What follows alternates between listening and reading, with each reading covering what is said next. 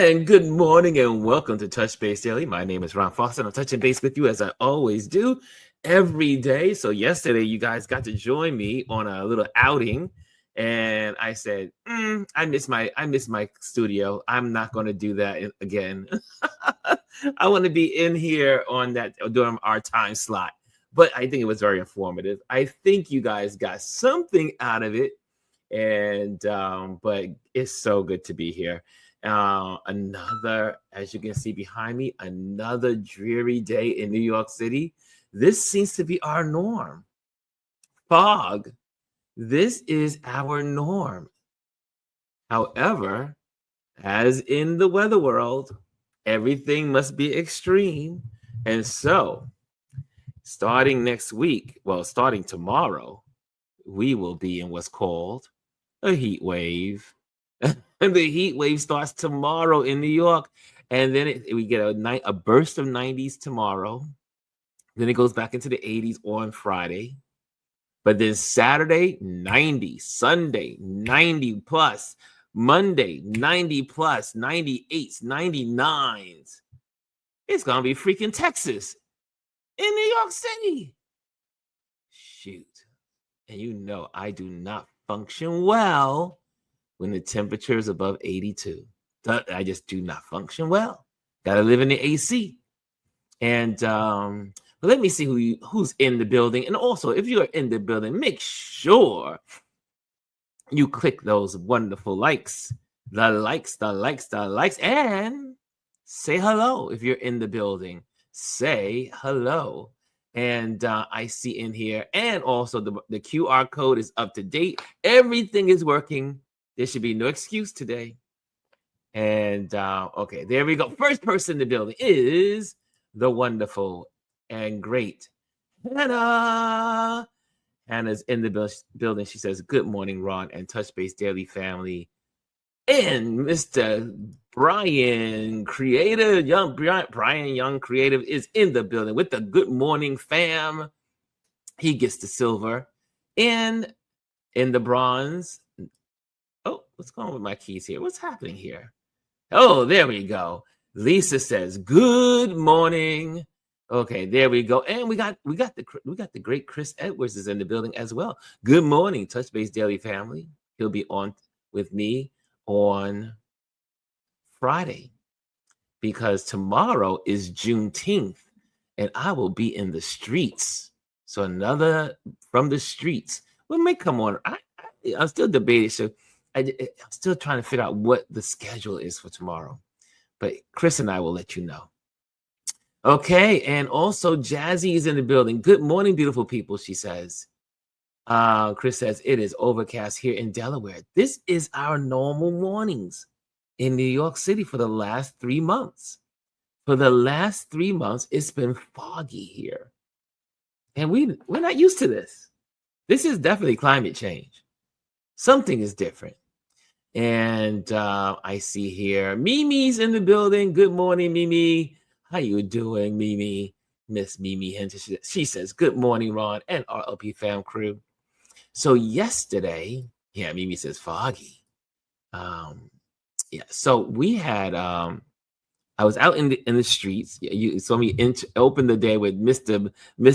Butch Quick, amazing photographer, and I had no idea that when I arrived to the B&H Build Expo 2025, that there would be a line 1, 2, 3 blocks long, 3.5 blocks long. The line was 3.5 blocks.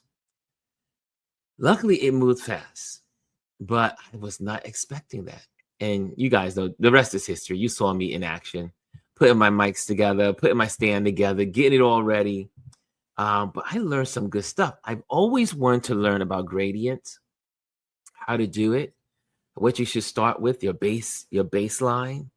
And I forgot his name, Kim Lee, I think it was his name. Oh, no, don't get me quoted on him. He was one of the photographers, an amazing photographer. I did put him in my Instagrams. Hold on, because I wanted to share his page as well. So let me just go on to we got, the good thing is we got Google on our hand. And okay, computer. Okay. And not sure why this is frozen on YouTube on my phone, but there we go. Okay, so I just wanted to bring it because he is so smart. I mean, when I first met this gentleman was at Photoville, I do believe last year. I was just, I was online with you guys, and then I got off, and then I'm walking around, and he walks up to me and says, "May I take your photo?" And he was with his assistant, and she was like, "You know who he is?" I was like, "No." I was like, "No, I don't know who he is." And anyway, turned out that he's a really incredible photographer here in New York City. And let me see. Let me just put in here. It should come up on my Instagram because I did go to the page and a clockwork on the Instagram is not working like it's supposed to. And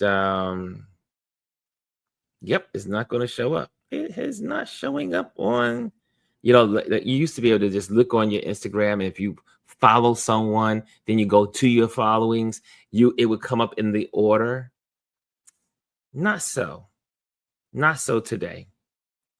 And maybe I put it under the other page. Let's see, because I want you to have his information.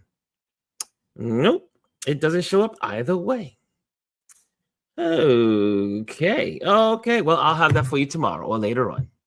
Anyway, he is an amazing photographer, and he was one of the guest speakers at the Adobe, we're going to call it Adobe workshop area. And so every 20 minutes, actually every 30 minutes, there was someone speaking. Every 20, and they spoke for 20 minutes. So it was a lot of information. Once I left you guys, I hung out at the Adobe, and I hung out with Levon. Levon was there, and we had a great time. Then we had lunch together, and so she was doing her thing. She was working her area because she works at Adobe, and so she's part of their team, and she is. I told her, I said, you know what? On some of our Tip Tuesdays, I'm hoping maybe once a month or something like that, but we'll get it started with maybe one time, is that she will come on a Tuesday, on our Tip Tuesdays, and give some tips on Lightroom and Photoshop. So I'm thinking that would be a great asset to the community. And she's always supporting this community. Always. Every day, you'll find her in the YouTube channel, writing, commenting. She always supports. And commenting is so important. You guys don't realize how important it is for YouTubers and content creators when you, one, hit the like. That's the low level. Hit the like to all of your content creators. You should never go to a content creator page and not hit the like. Number two, next level up is share. If you like it and then share it, you just pay. I mean, sometimes paying for what you view is not in dollars. Sometimes it's in how you push your creators out into the world. So number two, the second level of appreciation of your content creators is share. Share their content. So hit the like, share, and then the third way you can help your content creators without even giving a dime, without giving a penny, nothing out of your wallet. Nothing out of your wallet. Like, share, and comment. Comment. If you learn something, put it in the comments. Say thank you. Say appreciation to all your content creators. Take some time out and say, hey, Thank you. Thank you for sharing this today. I learned such and such. This benefited me, such and such. This was wonderful, right? If you appreciate your content creators. So, 3 levels of content creative awareness: like, then share, then comment. If you did that with all your content creators, you will help them become get more what they call populated on the SEOs and all the other stuff that's out there, so that people in the algorithms, so they can people know that they exist. That's without giving a dime, without giving a penny. I see Lisa says, Ron, you have to click sort by default to change the order of how you need your followers. You will then be able to see them in the order you follow them. I used to have it that way. I did set it up that way, but for some reason, as everything else in Instagram, they always tiggle and toggle. I'll have to check into why it's not showing up. But yeah, Lisa says, unfortunately, a lot of people are looky loose and not true supporters. True. You know, what we're finding now, especially in Instagram world, is that, for instance, one of my friends, she has 360,000 followers on Instagram. Can I say that again? 360,000 followers. That's more than 250,000 people following her, right? On Instagram.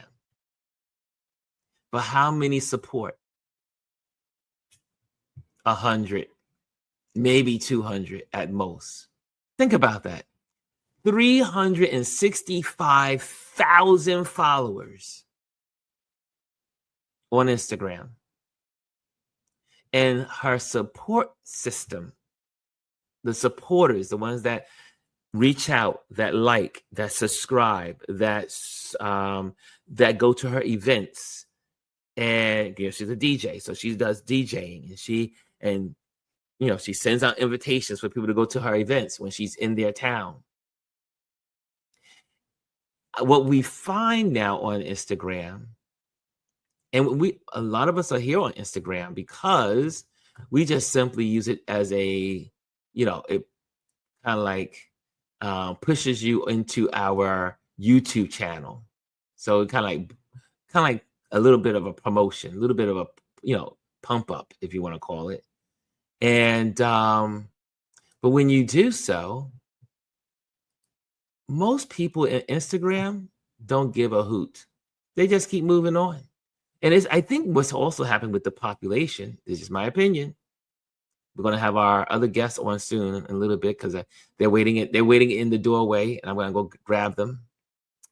And but what is happening, obviously, is what do we call it? Online fatigue.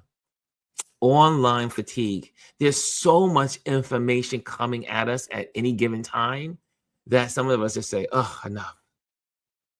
But when you are in a community of people if someone, for instance, I am a Don Lemon supporter. I am my friend. Whatever she does, I try to support. Gwendolyn, Elise, anyone in this community, I try to promote your stuff. If you are posting, I will post. I will repost. And if you post, some of y'all guys don't have your ability to repost. I don't know what that's about, but you need to make it so people can repost your stuff, so more people can see you and be in other people's audiences.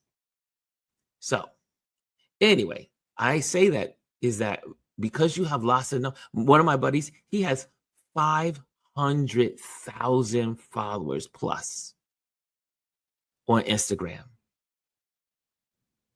And he was like, hello, is anybody alive out there?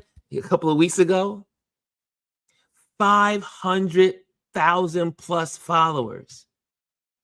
And now we also know that the algorithms on Instagram are horrible.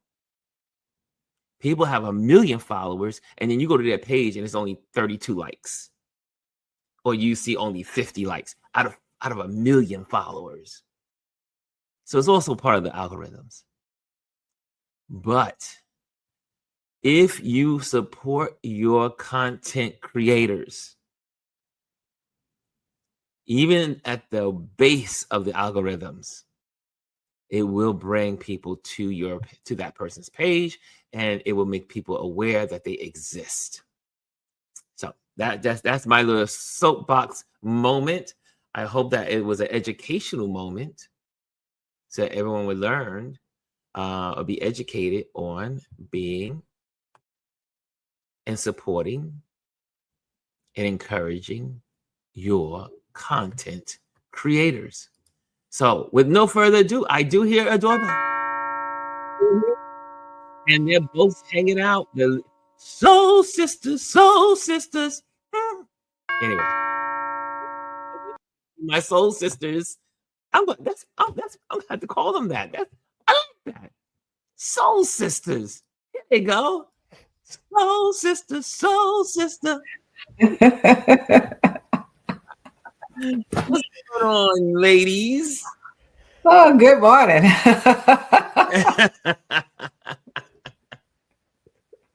Look at y'all. Look at y'all.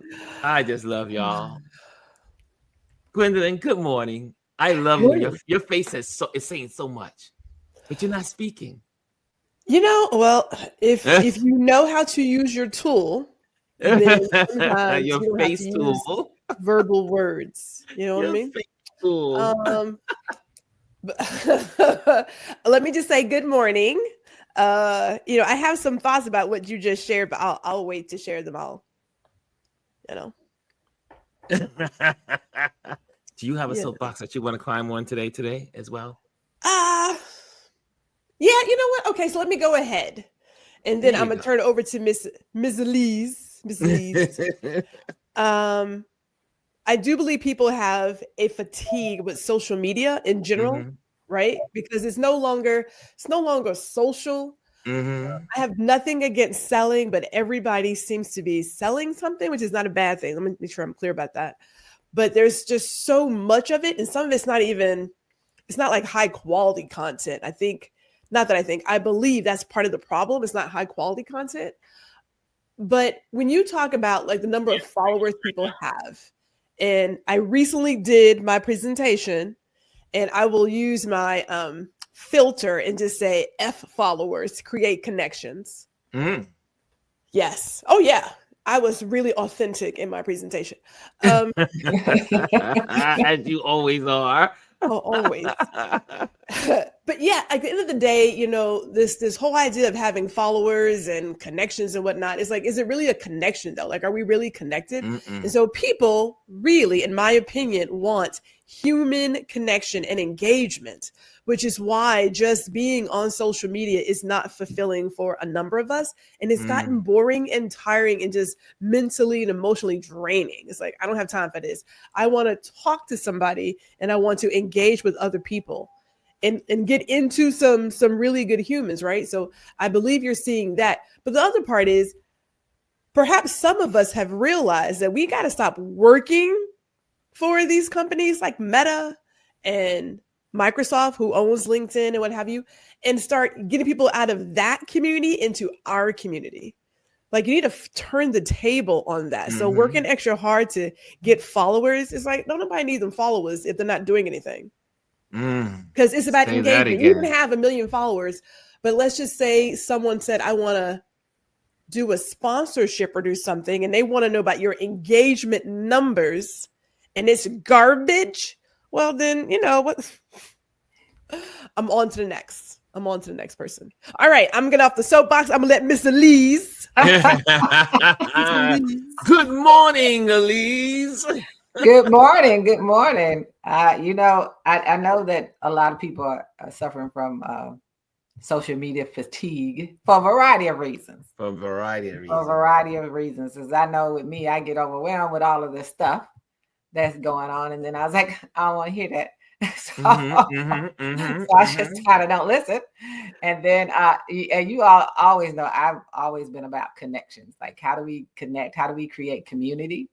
And how do we use these platforms so that we can make the communities that Gwendolyn's talking about? You know, like the one where she has the workspace that I've been in at least twice. But how do you make those communities, and how do we continue to support each other in ways that aren't always on a platform? You know, that's what we have to think about. And I was laughing and talking to someone last night about, people, how much stuff I bought from people, especially prior to this year. Yes. I think everyone put out, because, it was like supporting people through the pandemic and all of those things, and people getting things off the ground. And of course, I have my two hats, and then like people say, "Oh, you gonna have t-shirts?" Like, wait a minute, hold up, wait a minute. But it was with a purpose and an intent, right? Yes. It was actually not just to sell something, but also because I'm working on things that aren't necessarily in that format or on those platforms, right? It's on the platform because I present on there, but also it's connected to everything.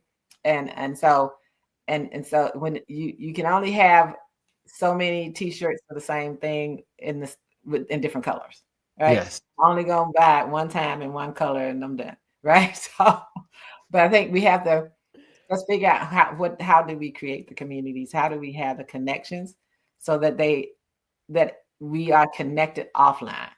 Yes. Have those things offline, and that we are building offline, because there's so much we can be doing now. And it's one of some thoughts that have been on my mind about what we can do and how we support each other, right? How do we support and find out? So if there's a Gwendolyn in my town, or Ron here, or if I can get to Ron and Gwendolyn because I need to have something done, some photographs done for something, then I need to make sure I'm patronizing those people in that way financially. You know what I'm saying? We're supporting those businesses. What are the real businesses that are out there that need our support? Because that's your resource. That's your income stream. Yes. Yeah. All of us, that's not our income stream, whatever product we have, but you all, that's your income stream. How do we gather that information? How do we, you have a lot of people composing the green books. What does that look like for our community, for services and goods that we need? I need a dress made. Who knows that dressmaker? Yes. Because that's what we did. And I was telling a friend last night, I said, maybe our Greenwood and our Greenwoods and Rosewood, all those places, is not a physical place, but a virtual place where we're connecting with each other on the services that we provide and the businesses, and we're keeping each other afloat through that. So we know where the Black farmers are, or whoever the farmers are we want to support, who those creatives are for things that we need. How do we create that? Because it was about them having all of those things, the dressmakers, the doctors, the banks, all of the things, the bookstores, all of the things that they had. Well, how do we actually do that community virtually? How do we do it so that we have each other's numbers, and I know, hey, I need this, I want a dress made, and I know where to go to get that dress made. I know someone where that connection is, and we start connecting in that way, in a meaningful way, so that we have all of those things together. And so then we start operating outside of the platforms, because now we have a community that we can go to, because there's a platform that houses that community. Yes. And we make all those connections. It's interesting. I mean, I look at our community. We have a community. This community is really pretty much about 35 people strong, give and take. People are here, people are not. People are doing this. People are, the consistent line through all the YouTube channels. People are responding, connecting, writing, liking, commenting. Even though on the YouTube channel, we just crossed 700 subscribers yesterday. And, but there's about 35 people in our YouTube channel that are always engaging. Like, there's always some kind of engagement. And we talk about community, is that we have a beautiful community. I got a long let me get the words right. No longer do I worry about the numbers of how many followers. Like, when I first thought Instagram, I was like, oh my God, how can I get more followers? How can I've been at the same mark for like a year almost in Instagram, maybe 2 years. And it's because of the change in algorithm, all the stuff. It doesn't matter what you post. It doesn't matter how many times you post. Because I know other friends with their stuff. But I look at also YouTube, though. The YouTubers are a little more interesting. YouTubers are really committed to who they're following. For the most part, YouTubers are really like, it takes time. It takes time for you to, no one's really like this. I mean, not to say no one, but there is very few people that, you sit there and look at your subscribers and they're clicking just to be clicking and just then move on. Most of the time, they're going to listen to you at least for more than 5 minutes. 5 minutes. Attention span is what? The attention span for the most Americans is what? 33 seconds, something like that. So if someone hangs in with you for 5 minutes, you may be doing something right. And if they stay for the whole show or the whole whatever is going on, then that's also a plus. But I say, what Elise is saying about community is that just because you're in this community doesn't mean you're going to get business from this community. What needs to happen, if I may suggest, is that you we were talking here, is that you build relationships with the people that are in this community. Like when Elise comes to New York, Ron, I change my calendar around and say, oh, Elise is in New York. We got to at least get to lunch. And we're going to at least do lunch. Or we're going to get to dinner. Or we're going to do something. At least spend an hour to get to catch up. Because we talk. We all talk here. And I talk to Elise on the phone. However, and I talk to Gwendolyn almost literally every day.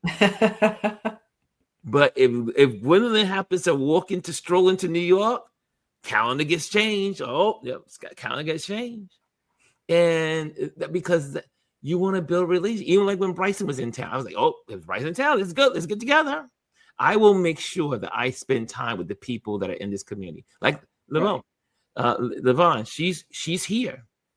She is commenting if you ever look at our YouTube page and you look at all the people that are writing on the comments, there she is. Bam, bam, bam, bam. Every day she says, oh, I gotta catch up. She's like yesterday. She says, Ron, missed the show yesterday. I gotta catch up. And as soon as she finishes, and I'm like, we just met this year. But and yesterday we laughed. We had so much fun. I was there to support her at the Adobe tent and just be with her. And then another photographer and we went to lunch. And this is coming from me as an ambassador to what I do here in New York City. I am an ambassador to one of the chambers here in New York City, Chamber of Commerce. And one of my skill sets in sharing with people that join the chamber is that don't just show up and think you're going to get business. It doesn't work that way. People do business with people they know, or they build some kind of relationship with, or through a friendship or a relationship that has rapport that has recommended you. But most folks are not doing business unless it's an emergency with a stranger. Right? Most people are not doing business. I mean, I'm talking about like these referral jobs, like being a photographer, being even jobs, regular jobs, actors. You'll find that most people get jobs because they got referred by someone. Right? It's not because, you just out of nowhere popped up on the doorstep. They're gonna say, and you may have all this, you may have everything they need, but they don't know who you are. So my suggestion as you are in these communities, don't just be in the community as a number. be in the community as a functioning operative body within those communities. I'm on the Don. I'm part of the Elimination, right? Don Lemon's show. Those folks know who I am. Why?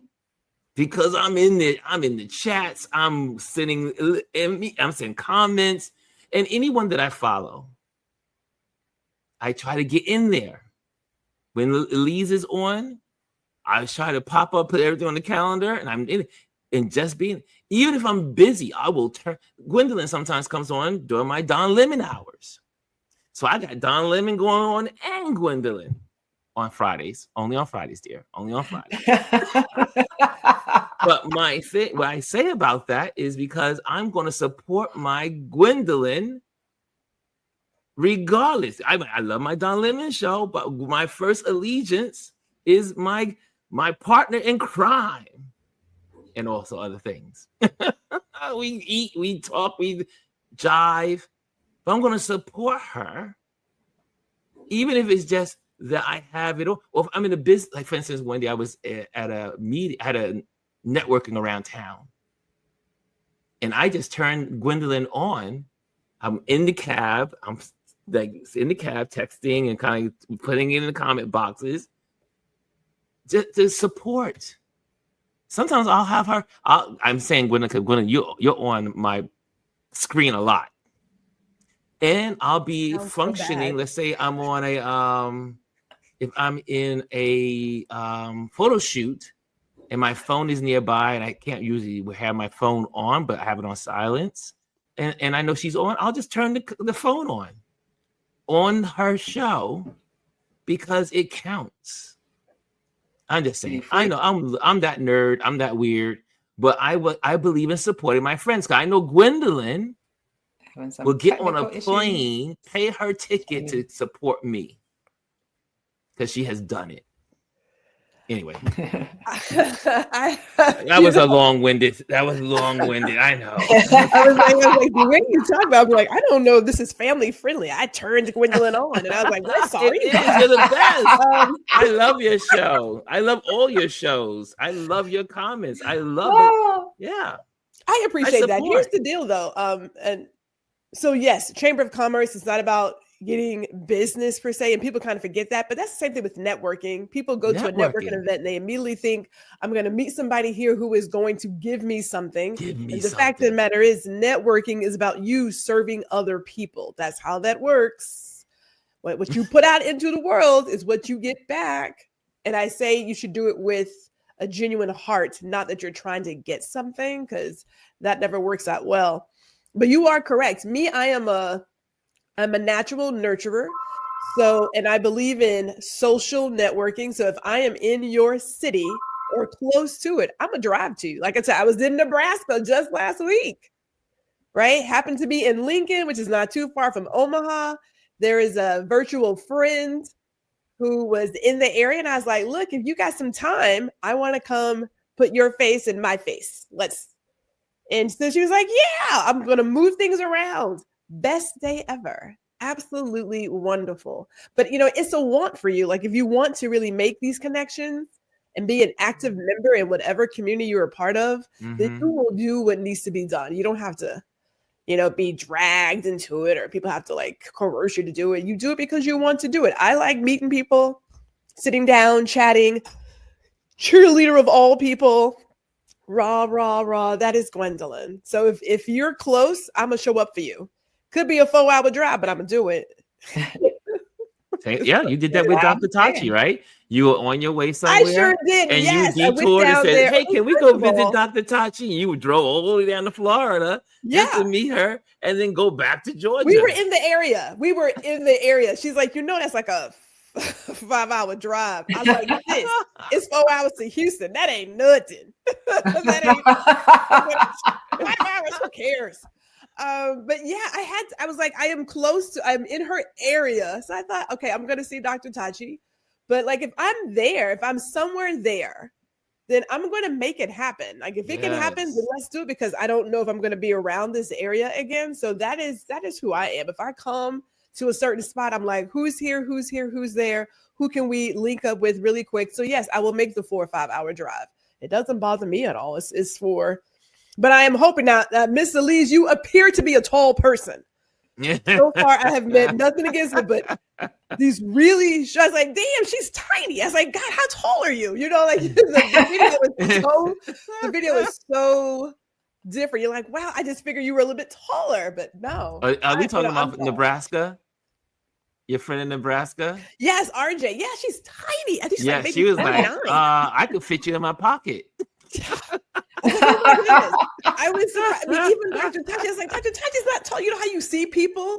You're like, wow, she's a little short. I had to. So I'm going to be in Atlanta pretty soon. There are people on my list. So I'm like, if I can make it work, I'm going to make it work. Like I'm going to slide some things around to make it work. So, but that's who I am at my core. So I always show up in that. Now, Miss Elise, I'm gonna get up to your neck of the woods. I'm not flying anytime soon. I don't trust these skies. They're not so friendly. I'm good for a road trip. Look, I was like, okay, so I have to add, like, I need to do a quick tour of Texas. Yeah, there's a lot of art in Texas too. Because I have family in Dallas, Fort Worth. Oh. Then I have people in Houston, and my daughter's in Austin. So I said, I just have to go do a Texas trip. Let's go around there, go see everyone in Texas, because you know it's not gonna look. I'm not gonna do Texas probably more than once. But oh, I heard a girl. I heard a bell. There's someone at the doorstep. It's Jazzy Jazz. Yeah. And I know, like when you talk about going to see people, when I first met Brian Young, the creative. Was when he did his TEDx talk in Baltimore. I drove up there, and another person goes by the name of Tony, Beautiful Reflections too. We drove there to watch his TED talk, his TEDx talk, you know, and that was the first time I met him. Like, so just to be supportive. I mean, it was in the area, quick for me to go up to Baltimore and then get back. It was nothing. And so it was great to support someone, and, you know, and that's what I do. Like in the community around here, like the one artist introduced me to people a couple of weeks ago, and she said, like, she is a supporter, collector extraordinary because she's everywhere. She said, I'll go to something in New York, and she's in New York at somebody's opening. But that's how you support each other. That's how. Yeah, I mean, who goes to Iowa? I did. I went to Des Moines, Iowa. Who goes to Iowa to support an artist? Elise, you be freaking me out. I was like, how is she? She's going to. People go to LA, people go to destination places to, you know, like you went to Iowa to check out someone, absolutely, an artist, and support their work and support their show. I was like, and again, this is what it takes to build relationships. Yeah, that's how you do it. That's how you keep the connections. I have great connections with people, with artists, all over, you know, at this point, all over the country. They're in LA, they're in Des Moines, there are people here, tons and tons of people here. There are artists all over the place that I mean, your photo, your art pieces on loan here in New York City. On loan, yes, in New York. But and that's all about connections, right? That's all about the type of connections we create with each other and how we support each other. You know, the artist reached out and said they'd love to have this piece. Would you be willing to loan it? Of course. It's not costing me anything. They picked it up. They insured it. They're going to deliver it back to my house.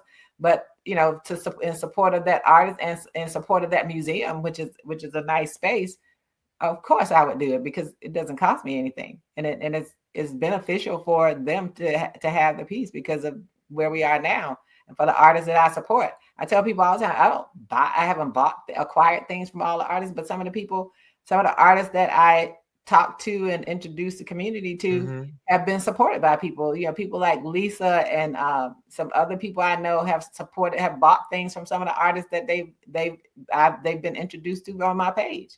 And that's really what it's all about, right? And I travel to see people perform, all types of things. I mean, I sport my Hello Healing mug.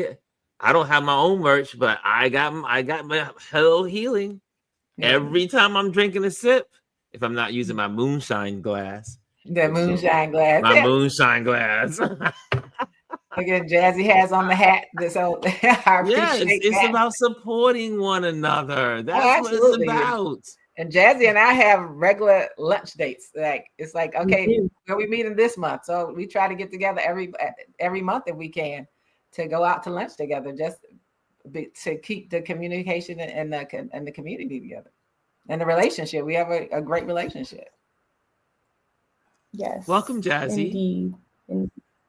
Hi. I forgot I ordered lunch, and that's what I was like, oh yeah. They were knocking on my door. I was like, what is that? Normally I try to do something, but I was like, oh. Completely forgot about that. Hi everybody.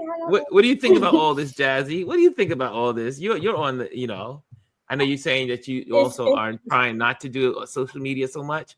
What's on your mind? Yeah.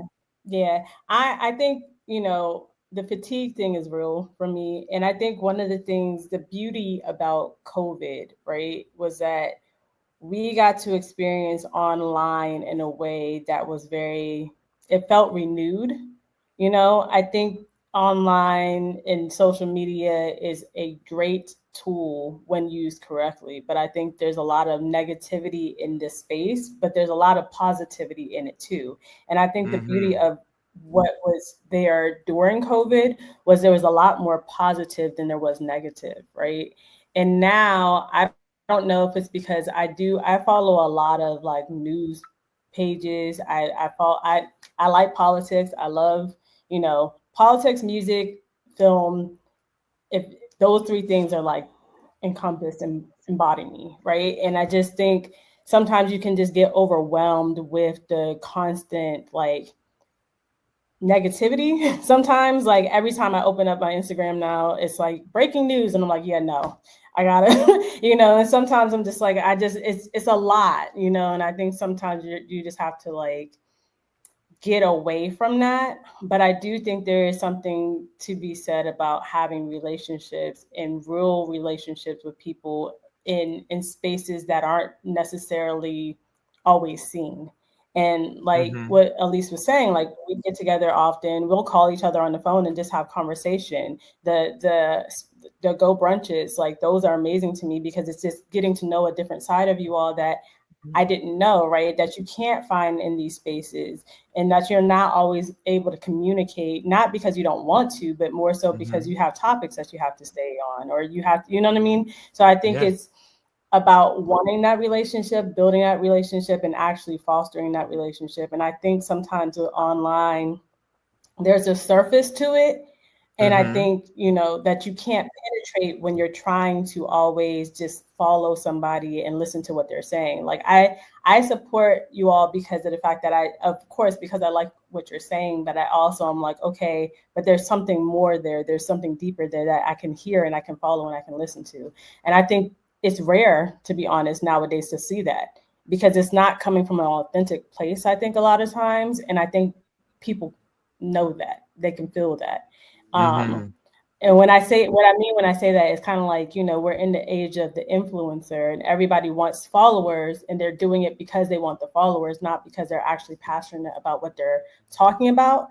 And, Cass, like when we were talking last week, one of the things she said something last week and I was like, yes, it's about you wanting to do it because of the fact that you really are passionate about what you're talking about, not because of the fact that you're trying to gain followers. And I think there's something to be said in that.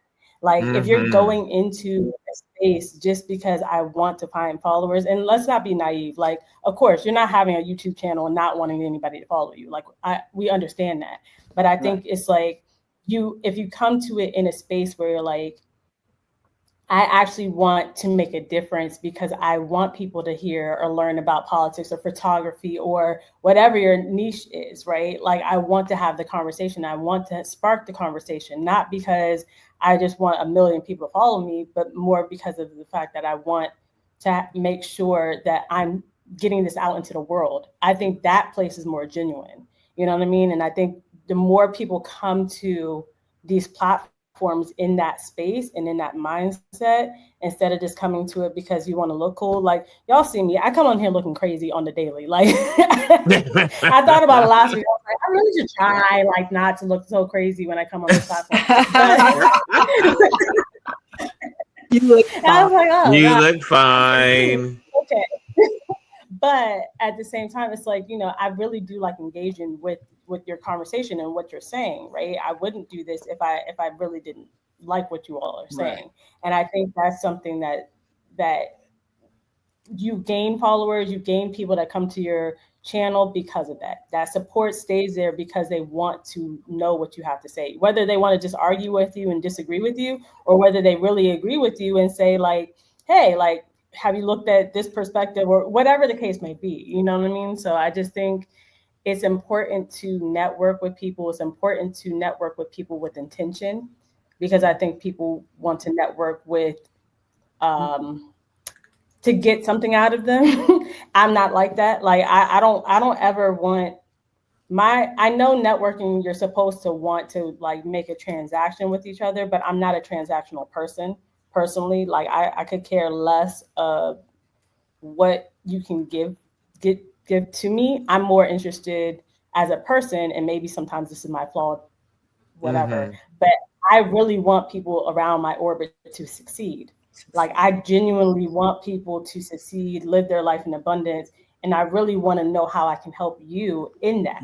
It's not about me. It's about really wanting to say like, hey, I can give you a thumbs up. I can give you $10 when I have it. I can, you know what I'm saying? Like, those are things for me where like, when I think of that, supporting each other, I think it's important to show up in that space. That's why I get mad. Like, there was a time I was getting Gwendolyn's, all of her notifications when her videos would go off. And I don't know why, but they won't do it now. So now I'm just like searching her channel, like, okay, when does she come on, just so I can be here. You know what I mean? Like, those are the things that I feel like showing up, even in the moments where you're like, you know, it takes nothing to turn on a video, listen to it. It takes nothing to push a like on the video, like nothing. And I think sometimes people just want to, I don't want to do that because I, you know, and it's like, just press the daggone like just do it here. Press the button. Just click the like. Just click the like. You know what I mean? So It's that scene from Rush Hour. Just press the button. Press the button. Just press the button. Push the button. Press the button. Just say, hey, how you doing? You know what I mean? Like, just show up and just be there how you can, and really support people in the ways that you can. And I think that's bigger than trying to pretend like you are, right? Yeah. Like, there are times where I can't come into this space, or I like yesterday, I wasn't able to even listen, or I went back to the video and liked it. Like, that doesn't take anything, you know what I'm saying? So I just think sometimes the way we show up in the world, just stop trying to make it about you, and think about like, hey, how can I help this person? Because when you're doing it for self-serving reasons, you know, it's just, it doesn't when work. We show up on when we show up in these communities, is also we're sharing, because what I've learned in this social media world is that we all have something to give to it, or to the communities that we're in. We are there because we have something to give. And now there are some people that want to be in a community to take, but I think I know a lot in this community. Everyone's here to. I mean, we've already seen the ones that were the takers, and they come and they go, right? They take and go. But the ones that are the givers, they're just coming in. They're sharing their thoughts. They're sharing their wisdom. They're sharing their perspective. You know, I mean, think about it. Elise was not one to get on the camera, and now here she is, and she is doing it, and she's part of this community. She shares her thoughts, and she has years of wisdom in so many areas of life, and that's the beauty of building community, is that you know, some folks are like, oh, I'm shy and I don't have this, and I don't talk well, I don't look this way, And once you get over the hump of I'm here to give to people, then it changes the perspective. Like, I remember when I was terrified, Gwendolyn will tell you, being on a screen was the last thing on my mind. And being on YouTube, she and Chris had to do a couple of twistings and say, Ron, okay, you can do this. Come on, make this happen. You can do it. But that's what happens when you have community. The community will help you do things that you would not normally do in yourself because of your own fears or insecurities, or just like, I never thought of doing it before. Yeah, I had to laugh because you're still working on me. Yeah, I'm trying to get there. But look at what you're doing. I mean, I look back and say, wow, Elise is here and she shares and she gives. And then because of Elise, we met Jazzy. We met Jazzy Jazz, you know? And I was like, oh, Jazzy Jazz in the building, yo. And then for months, we known Jazzy Jazz on Instagram. And then she came to this community on YouTube where everybody moved over. And then now here we are. Now Jazzy comes on with no struggle. I'm coming on. Bing. She comes on strong, don't she? She comes on strong. She comes on strong. I want y'all to know what I'm saying. I want you to know what I'm thinking. Yes. Yeah. And it's so funny. I feel like I believe that the time period that we have from the pandemic until now was about this. It was about building community and connections, right? Because Jazzy and I, you know, I was reluctant to talk live, but with the whole political thing was like really getting to me. So I was like, let's give people some information. Mm-hmm. And so it started with us going live. I mean, I remember going live one time, laying in the hammock in my neighbor's backyard.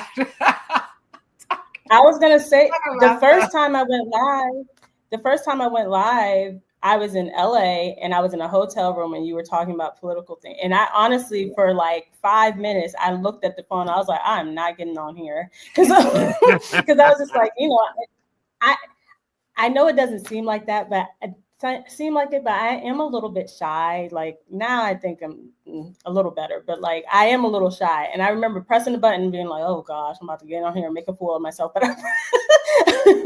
and I pressed the button and I was like, okay, you know, because it's something that I believe in, right? And it's for me, it's like it's easier to talk about things when I really do believe in what people are saying. And I really do support people because I believe in what you're saying, right? Like, and I think we can learn from one another by having conversation and really engaging, because I learned a lot about Ron when we were in the Go Brunch, right? And some perspectives where I was like, oh, that makes sense to me, right? But it's about having like the conversation and being able to actually engage with one another, and not just to engage to say I'm right, because I think that's what happens a lot now too, where everybody's like, I'm right and you're wrong, and you're dumb, and you're, and it's like, no, I genuinely, I don't know everything. And I think I always, when Elise and I talk, like, especially on the political things, we always say, yeah, fact check us, because we may not be saying this correctly. Yes. Like, we are not the end all be all with things, right? And I think sometimes that's the issue, where people come into a space and they're just like, I know everything. I'm like, no, I don't. I don't know everything. I genuinely don't. And I think it's okay to learn from one another, older, younger, what in between, right? Where it's like you really can learn from each other by actually talking and having the conversation and being willing to listen to what the other person has to say. I know my views are sometimes wild, and I'm like, I don't know. We all have wild but views. I will say it anyway. Yeah, I'll say them anyway, and I'm just like, okay, either they don't like it or not, but like, you know, and I know there's things where I'm like, they probably don't agree, and that's fine, you know, but I'll say it anyway because I'm willing to learn and have that conversation. And I don't think people want to learn and have that conversation. I think people just want to be like, especially now, I really feel like social media has made it so polarized and has like really put us in silos in a way where I don't think we were before, because now it's like, I know I'm right and I have this, and it's like, Google is free. Like, you didn't even take the time. Like that made absolutely no sense, you know? And I think people are afraid to just be wrong. And I'm like, no, Right. I want, like, the way I see it is, if I'm wrong, then I'm willing to learn, and there's so much to learn. There is so much to learn. What is the So saying? much. Like, the smartest person in the room is the person that knows that they don't know everything at all or nothing at all. Like that's the truth. Yeah. Like, if you really think that you are so smart that you know everything and everything ends and starts and ends with you, then you're a fool. Like, and I genuinely There you believe go. that. Like, you This have is definition true. of a to, fool. like, That's this definition. you know what I That's mean? the Yeah, like, definition of the you fool. really have to be Yes. willing to, like, expand your mind. So Yeah. Expand 'cause you- it. Was it yeah, expand? you know. I mean, let's free your mind. Yeah. The rest will follow. But you know, but it's I would say expand your mind. But you know, it's comment. Oh, yeah. interesting. Yeah, with that You would comment, say that that. I've Go had ahead. a live I'll- where I've actually Ali's- turned to my laptop to look up and make sure that what I said was right. Yes. Because someone Mhm. said, "Oh, that was about those H-1B visas." Oh, you're And right. it was I like, remember "Oh, this is that," and I was like, "Wait a minute, let me look that up." Okay, so George Bush actually started Yeah. those. That wasn't started by Biden. Yeah. Oh, and then the person had to backtrack and say something else. But I didn't want to say you're wrong.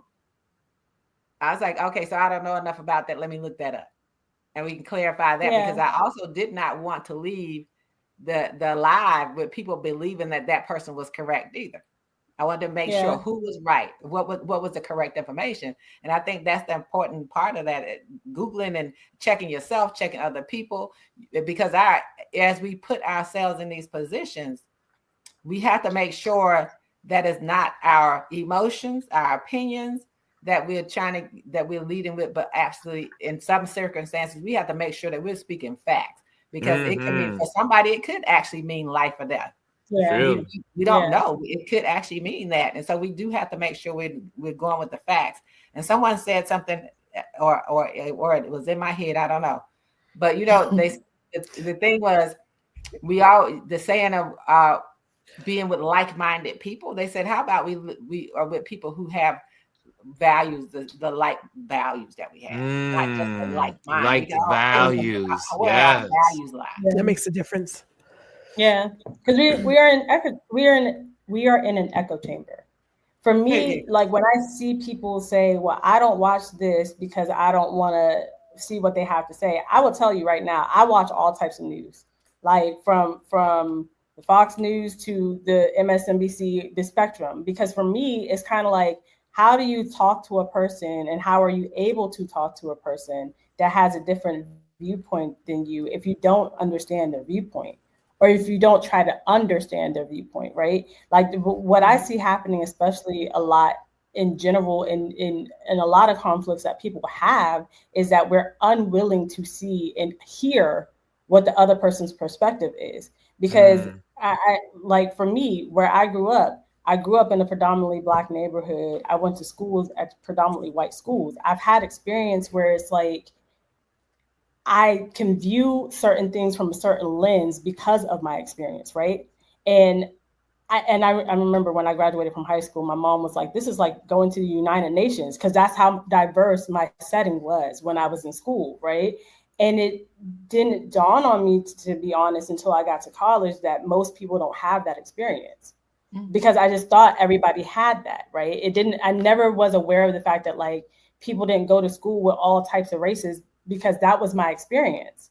And I think when you're not exposed to certain things, you don't see things from a certain lens. And then it blocks you from saying, like, you have this mindset of like, oh, it can't be like that because I've never experienced that. And for me, it's like, I can see both ends of this, because I have experienced this in one way and I have experienced this in another way. And I can see where we're common. I can see where there's a disconnect. I can see why there is a disconnect over here, right? And it's about, how do we now get these two disconnected groups to say, hey, I see you where you are, and not just say, you're dumb and you're dumb, because that's not productive. You're not going to get anywhere with that. So, you know, If I you may just have to interject. be willing to expand your mind a little bit. Gwendolyn, you're like, no. Gwendolyn's face is saying something. Gwendolyn. Finger cap is on. But before Gwendolyn speaks, I mean, I just wanted to say, but this is the importance of community. Being a part of a community is so important, and being a part of many communities, because I learned so much from my chamber community. I learned so much from my neighbors. I learned from being here with you guys. Every community offers a learning experience if you go into that community with an open mind, open heart, and say, okay, I don't know it. I don't have all the answers. But if I go to this community, I may gain some new answers. Yeah. So, Gwendolyn. Here's my thoughts on what Jazzy said as I write down 2 more podcast topics. Thank you, Jazzy. Okay, the podcasting topic queen. My elementary school was primarily Caucasian. My middle school was all ethnicities and religious beliefs. Mm-hmm. And then high school was all Black children. And then I went to college in New York City. So melting pot. But here's what I keep finding with certain things is you have to be in the right space to even start that conversation. Like your mindset has to be there. You know how they talk about, and for those of us who are educators, repetition creates recognition. However, you have to keep repeating stuff until it resonates with the person, but they got to be ready to even hear the message. You know what I'm saying? It's like when I think about like my mother and some of her sermons, when people would come to church every day, but they're not getting it because it's not their time to get that message. Like you can be in the building and it can go over your head like 5,000 times. Like it's just not ready. So when I think about people of different perspectives, I love it. I invite it. I've had people come onto my, channel and leave their ridiculous thoughts. Debater here. If you can bring real value, it's gonna get shut down. So you like calling names and whatnot, bruh, bring something better than that because that ain't it. But I'm going to engage with it because I want to have the conversation. I want to hear exactly what you have to say. I want to hear it. But if you don't know how to hold a conversation, I'm going to get frustrated. I got a little bit of patience. I got a little bit, and then I got to move on because you can't get it. Like I don't have time for all of that. But I invite it. I invite it. Like I said before, I say it again. Aisla is a Caucasian queer woman who was raised by her father's not Mormon. I think he stopped practicing. But it was like, being able to bring together those kinds of situations and perspectives and sit down and just talk about it. And we don't always agree because it's not about agreeing. It's about hearing the other person and walking away with something different. But you have to be ready for that. Like your mindset has to be at a place of, I want to learn and grow. And I see what the world is, and the world is, various, and I want to enjoy all of that. Everybody ain't, there are people still putting sugar in their grits. Now look, the same. I'm working on some things over here in my house. I 1,000%. What do you think? It's cream of wheat? Sugar and greens. Yeah, sugar and greens is a no-no. Keep that sugar out those greens. But also, could I? Just before you start, the thought is for that was good. Today, I'm going through all my old photos and my Google Photos because I have to delete photos, and so I came across Gwendolyn's picture in 2010. I mean, 2010, and I said, "Oh my God, I gotta send this to her." And then I sent it to her, and she says, "What was you said your waist?"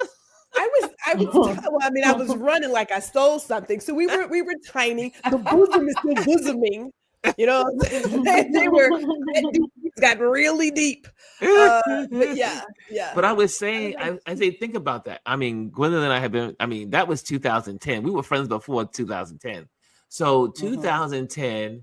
And you think of a friendship from then to now.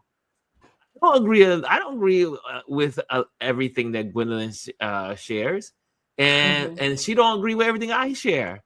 But what we've done, I think over arching friendship of 2 decades is that I've learned a whole lot of different perspectives in the conversations we have. I'll be like, oh, I never thought about that one. Oh, that came from left. I never even, and that's again, if there's any title for today's conversation, it is the beauty and the need for community. Yeah. The beauty and the need, because we all need community. And for those that think they're an island to themselves and they're going to survive, and you think you're going to survive this crap that we're going through alone, you got another thing coming to you.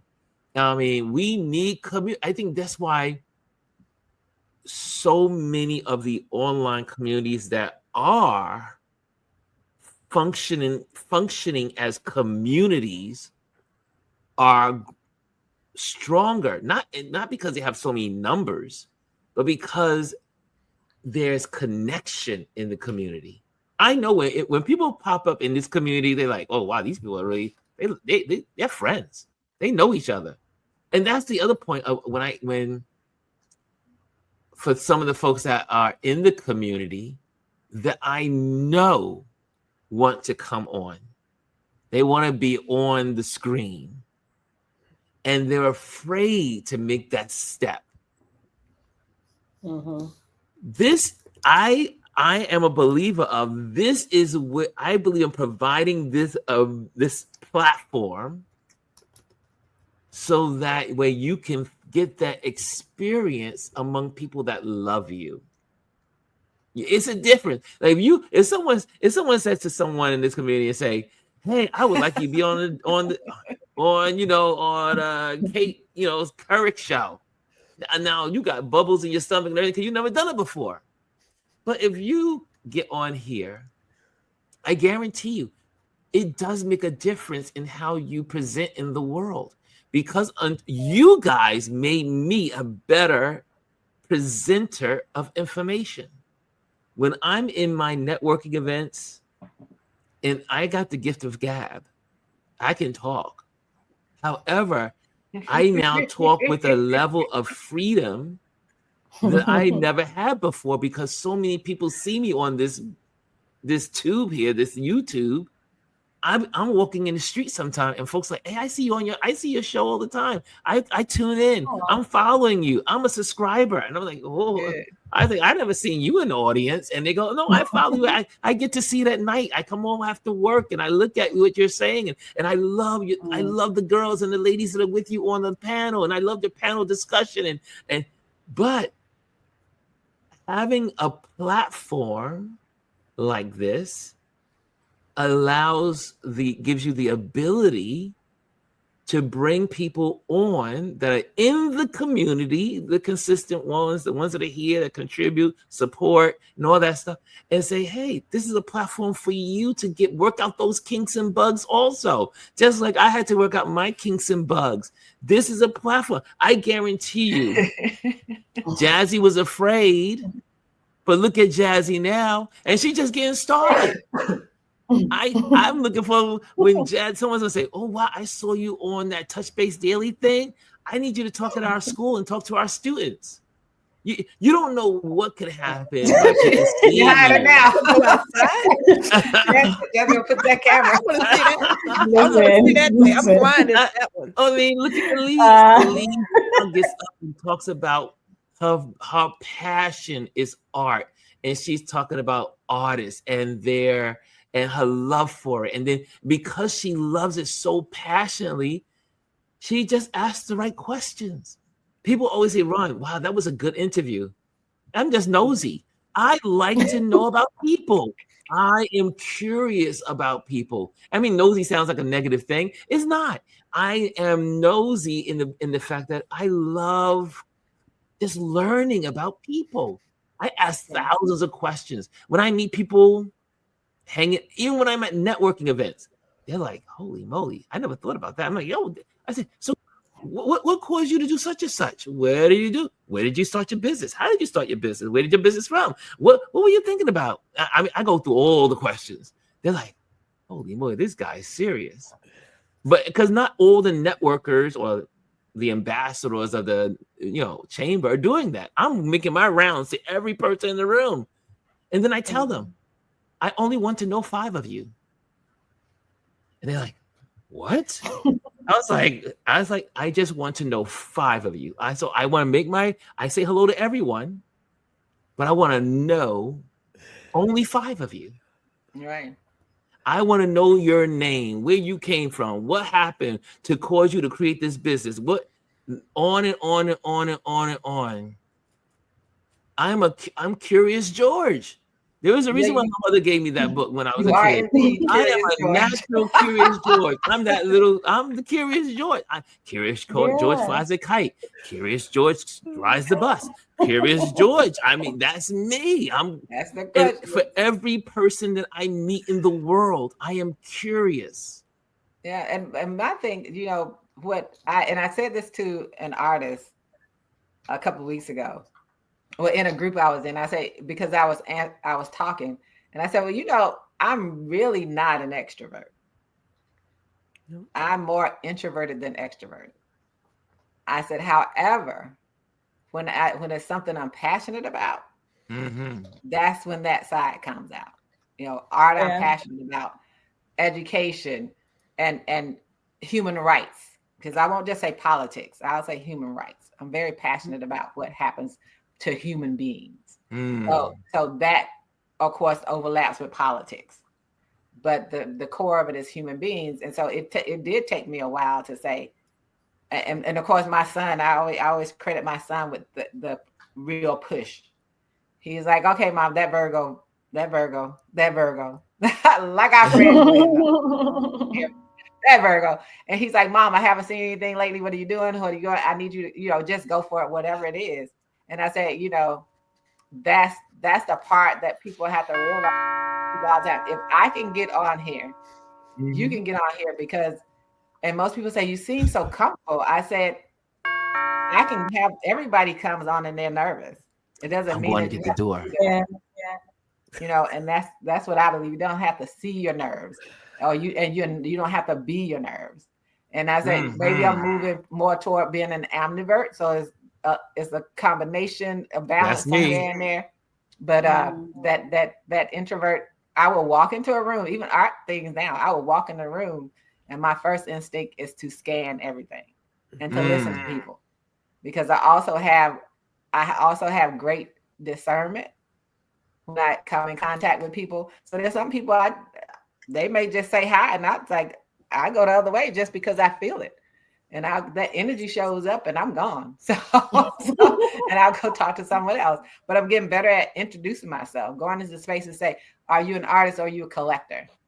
So that my platform won't just focus only on art. I'll also talk to gallerists. I'll talk to other collectors. There's some collectors I would love to have just talk to about their collections, but also how they got to where they are as collectors.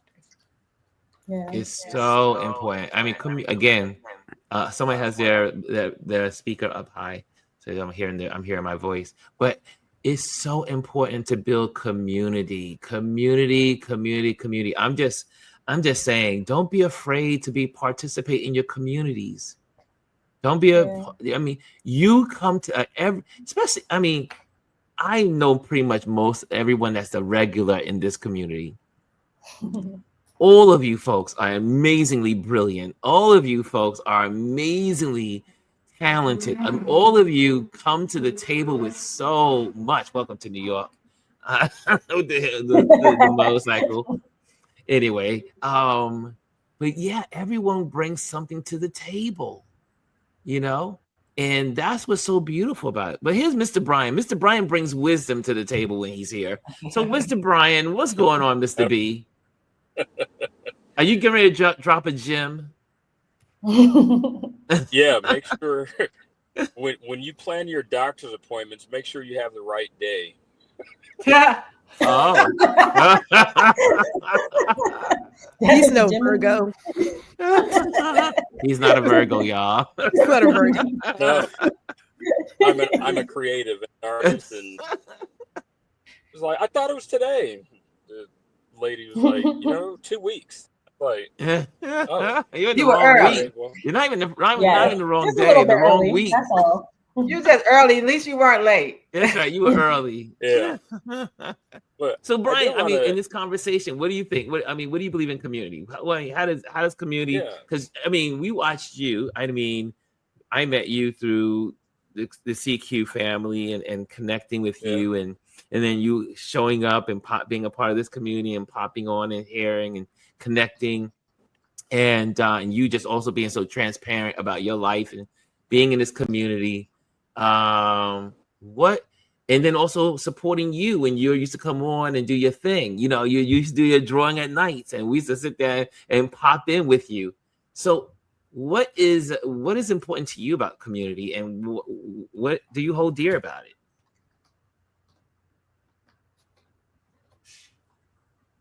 Oh, we lost your sound. You're on mute. You're on mute. Oh, we can't hear you. Brian, we can't hear you. Can't hear you.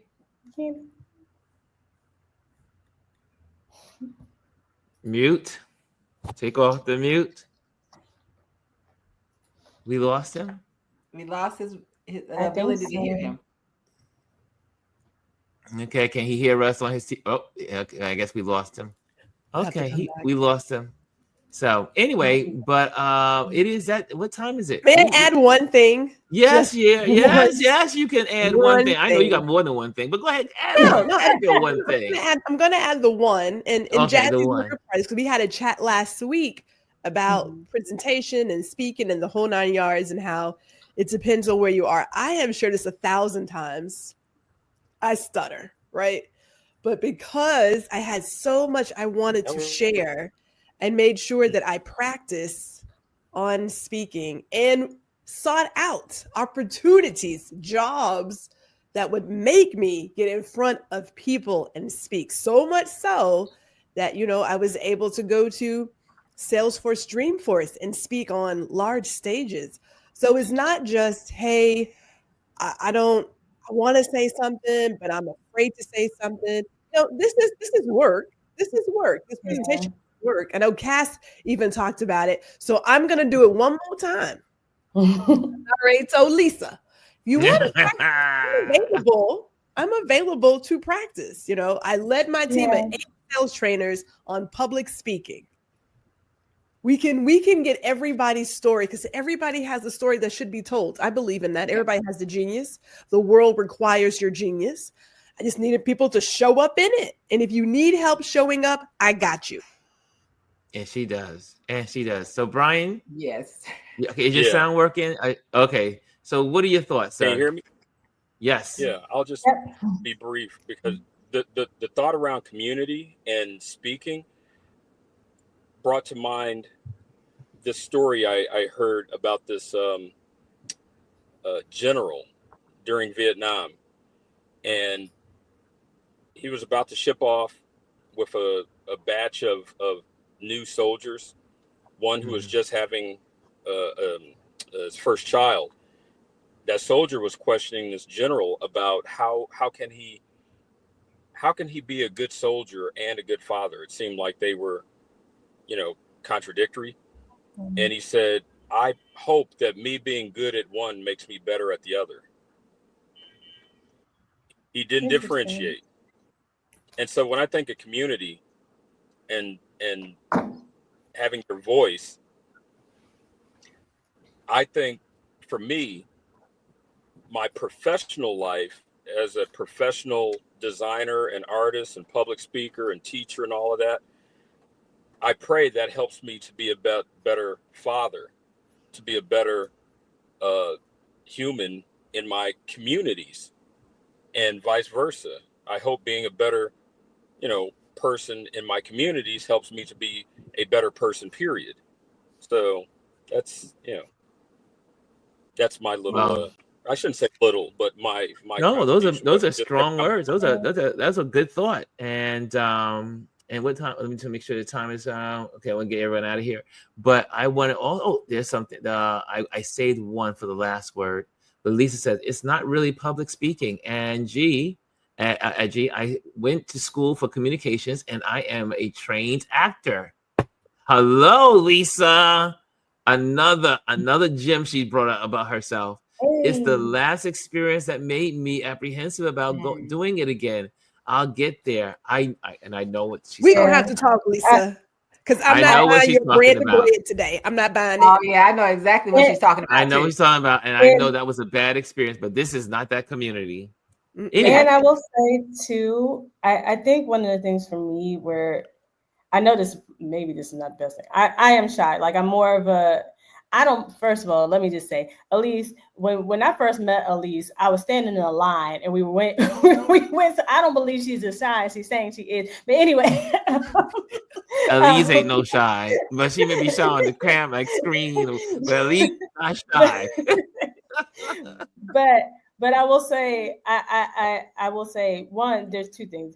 Toastmasters is really good at like if you really do want to do public speaking. I know Toastmasters is a really good place to like train if that's really something that you want to do.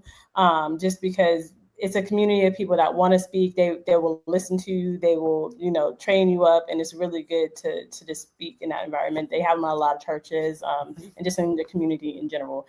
That's one thing. But I will say too, like for me, I think the reason why I wouldn't say I'm shy in a way, but like at a certain point, I'm just like, okay, it's either going to go well or it's not. And I just have that personality where it's like, for me, sometimes I overthink what I say on here, even on here, right? Like there was one thing that I said a couple of weeks ago and I was like, dang, like the whole weekend I was like replaying it in my mind. And I was like, how could I have said that differently or whatever? Like, but I had to tell myself like, okay, get to a space within yourself that you're okay. Again, not being right? Or sometimes embarrassing yourself, you know what I mean? And of course, we don't set out to embarrass ourselves. That's not our intention. But I think sometimes it's like, we just have to get to a space where what others say and other opinions of us is not going to define who we are as people, right? Like we are not who, like, everything that is being said here, yes, it is our opinions and it's what we say, but it's not who we overall are as people. Even if we say things in disagreement with one another, it doesn't mean that I'm going to go in tomorrow and say, oh man, like Elise hates me because you know what I mean? Like just be comfortable in the space of saying like, this is a lesson learned from you, or this is something, or maybe I could have said it differently. I really do like, especially in the comment section of this platform, I just feel like there's a lot of people that have so many great opinions and say so many great things. And there's a fear there because they don't want to be seen as something. And I would just say, like, just be okay with being who you are and stand in what you say. You know what I mean? Like, and it's hard to say that. And I get it. It's a hard thing to do. But like Gwendolyn said, like Elisa said, like Ron has said, like Brian has said, we all have a story to tell and we all have a way in which what we say matters. So I would just encourage Lisa or anybody in this community, just, like, even if you're just talking to yourself in the mirror, I do it. Like, I'm just, listen, when people say, don't talk to yourself, I'm like, whatever. Like, I'm going to say what I need to say long. That's the only way you see yourself. Talk to your phone. Like, literally have a conversation with your phone. Record yourself just having a conversation. And sometimes you'll just be comfortable in that. So, yeah. But Lisa's situation is different. I want to make a correction. Yes, go ahead. I'm not shy. Introverted. Introverted and shy. Yes, you're introverted. Yes, I can get introverted. They're very distinct. Yes. Shy is different from introverted. Yes, very true. Very true. That shyness is something else. And I do know what Lisa's referring to, but I want to say that we all know that our experiences can cause us to be triggered, cause us to doubt ourselves or start to pull away from things. But we have to say, so how do what lessons did we learn in that experience? And how, and as we move forward and continue to push ourselves, how do we use those lessons so that we don't go and make the same mistake? And it was so funny because the last 2 weeks, Proverbs 26 has been on my mind. Yeah. And it talks about fools. And it's like, don't be like, the specific one that said, don't be like the dog who returns to his vomit. That's what fools do. You go back to the same situation. It's like, don't keep trying. Don't go back to that space. Yeah. You know what happened to you in that space. Take the lesson you learned from that space so that you become more intelligent about who you are and who other people are. Therefore, you won't return to that same space. I always tell people, here's the correct thing to say. Never say someone made a 360. They either made a 185, a 180, which is on the opposite side. But if you make a 360, you go back to exactly where you were. That one. Little math lesson. There you That's go. cool. But I wanted to also, Very I good. see Chris. Chris has been really chiming in. Thank you, Chris, for your He said comments 19 here. off the personalities. I have 19 after personalities, and we keep court all the time. It's all about the lesson we learn from others and apply. He Yes. also, and I'm going to close out with this thought that Chris left us with, and I definitely started. And also, I want to say one is thank you, Lisa, for the super sticker. She sent a super sticker. Y'all don't know where if y'all don't know where the super stickers are, just look to that little icon at the bottom of your comment chat. And but there it is. Thank you, Lisa, for supporting with the super sticker. And with this last thought, Chris Baylor says, community is a reminder of home, safety, and acceptable vulnerability amongst peers and friends. Right. I think that is such a great way to sum our conversation up to today. This was a great water cooler talk. I mean, this was I love this. I love this community. The community, you guys you mean the world. And again, I'll read that again. Community is a reminder of home, safety, acceptable vulnerability amongst peers and friends. And if you don't have it, it ain't yours. Get out. There you go. If you don't, if you're not getting that in your community, then then leave that community, because that's where you want to be, where you are safe. I'm like Lisa. Now that particular one triggers me a lot. If you are not, if that's not happening in your community, if you can't feel safe, acceptable, and vulnerable, and be able to be vulnerable and protected, yes, in a community or a relationship, get out. Get out. Don't make me have to flash the camera. Get out. Okay, guys, I'm not even doing my announcements because I don't want to. That thought, I just want us to leave with that one thought. That was beautifully said. Yes, the summary was excellent. And guys, I know you guys. Tomorrow is Juneteenth, so either I'll be here, we'll be here together like this, or I'll be in these streets. We'll figure it out. But there's a lot going on in New York tomorrow for celebrating Juneteenth. We're gonna there's a lot of events going on here in New York City. There's a couple of gallery shows, so I'll be sharing that tomorrow. There's a big photography and all that stuff. But anyway, we'll talk about that tomorrow. Yeah. But guys, have a great Juneteenth. If I don't see you tomorrow here, but have a great Juneteenth. Enjoy. It's on a Thursday. So that means some of you guys are getting a 4-day weekend. Well, I have an artist talk tomorrow night, so.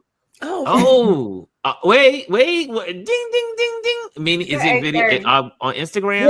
On Instagram. Thank you. So could you make sure you get that information to me, or is it already posted? I'll send the thing out today. I have to put it together. I need to go yesterday, so we're going to support. We're going to support. I see one of the sides. I'll be reaching. I'll be hanging out with one soon.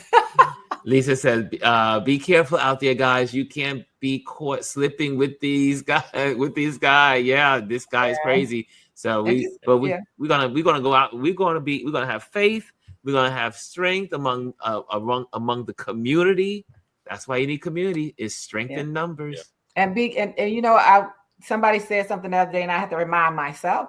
Even if you're just going on a walk in your neighborhood, make sure you have your ID.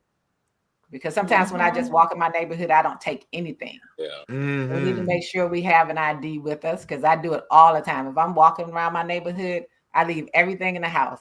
And then I said, well, I never know, because they can claim anything. So make sure you always have your ID in a pocket or something.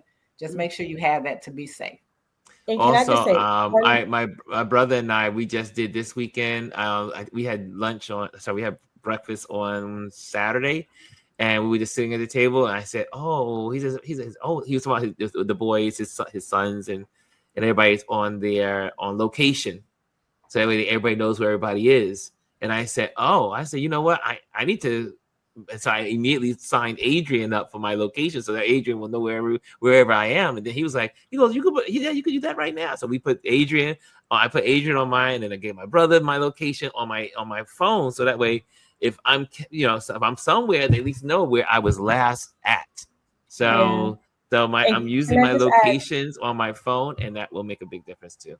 Can I add one thing about the ID thing?